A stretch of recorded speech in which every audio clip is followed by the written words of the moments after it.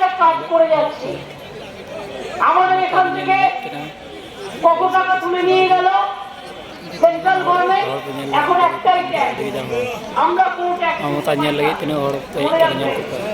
আমি 200 টাকা পৌঁছে স্কুলে করে দিয়েছি। আমি অলচিকি অনেক স্কুল ইতিমধ্যেই করে দিয়েছি। অলচিকি টিচার পাচ্ছিলাম না, প্যারা টিচার করে দিয়েছি। অলচিকি ল্যাঙ্গুয়েজ WBCS এও ঢুকিয়ে দেওয়া হয়েছে।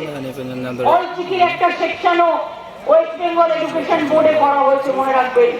আমি আদিবাসীদের জন্য জঙ্গলের পাট্টা, আদিবাসীদের অধিকার, সেটাও কিন্তু আমরা করে দিয়েছি। আমরা ইতিমধ্যেই আমরা প্রায় 42,30,000 বাড়ি তৈরি করেছি। কেউ কেউ দিল্লি থেকে এসে বলছে দুর্নীতি হয়েছে তাই টাকা দিচ্ছি না।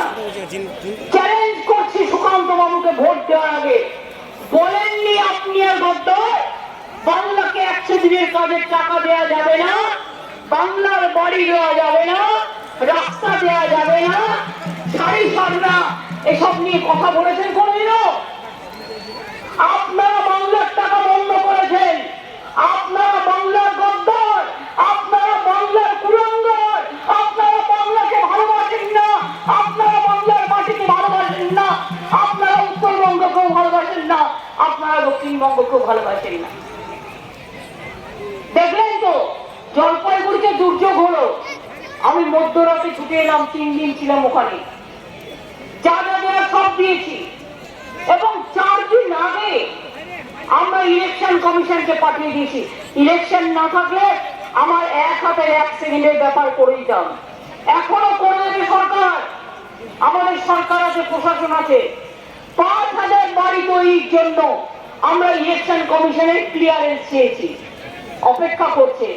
মোদী বাবু আসবে, উনি বলবেন, তারপর ক্লিয়ার করবে, তার আগে ক্লিয়ার করবে না।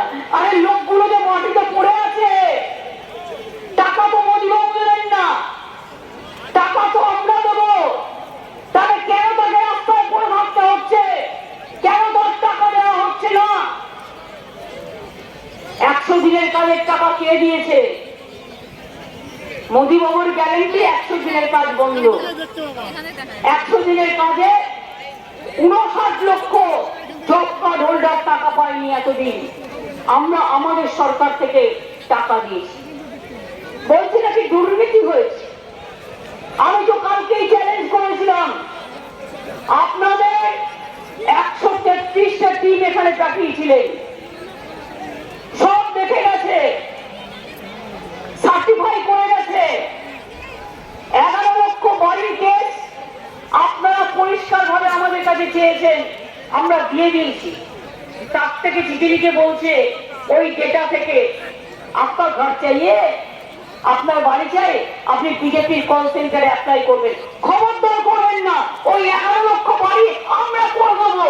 তার কারণ ইলেকশনের পর আমি বলে দিয়েছি এটা আমরা করবো। এর মধ্যে উত্তরবঙ্গে আছে প্রায় 6 লক্ষ। এই বাড়িগুলো হয়ে গেলে আজকে মানুষগুলোকে রাস্তায় থাকতে হতো না। গ্রামীণ রাস্তা সব বন্ধ। আর পানীয় জল আমরা 2025-এর শেষের মধ্যে সবাই যাতে পানীয় জল পায় তার ব্যবস্থা করব। জায়গা জোগাড় করতে হয়, পাইপ কিনতে হয়, পাইপ নিয়ে যেতে হয়।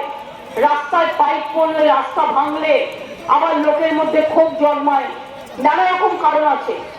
তাও বলে যাচ্ছে बीजेपी घर घर में पानी बीजेपी देता है। कितना देता है? আমরা দিই 40% টাকা, আমরা দিই জমির টাকা, আমরা দিই মেইনটেনেন্সের টাকা। তার মানে আমরা দিলাম 75 আর তুমি দিলে 25। আর তুমি নাটক করে বেড়াচ্ছ, मिथ्ये কথা বলে বেড়াচ্ছ।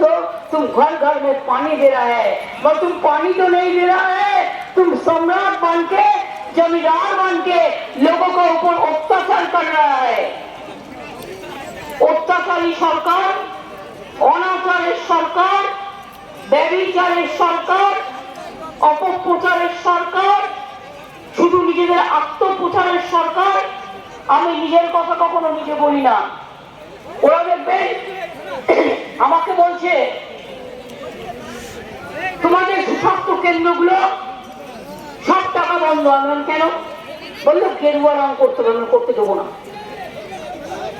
গেরুয়া রং সাধু সন্তরা পড়বে, মন্দিরে থাকবে, পাবলিকের কাছে কেন পার্টি থাকবে?